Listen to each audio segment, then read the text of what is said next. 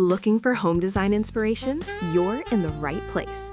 Seriously, you guys, I just found the kitchen that defines dream home. This is not your grandma's boring white kitchen.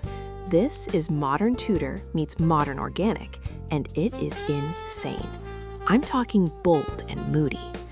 The entire space is drenched in this deep, dark charcoal color.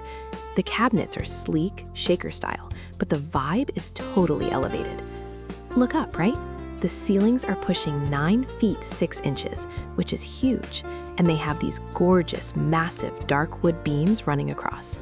It adds that classic Tudor depth, but it feels so fresh. But the lighting? OMG, the lighting is a game changer. We have this whole wall of black framed windows. They're like 10 feet wide, letting in all this beautiful, soft, natural light. It stops the dark cabinets from feeling heavy. And check out the island. It's almost 8 feet long, topped with this heavily veined gray stone, and it holds a second sink. Talk about prime real estate for meal prep. And we have to talk about the light fixtures. These 2 hammered black pendants over the island, they have a secret gold lining inside. It's such a sophisticated touch.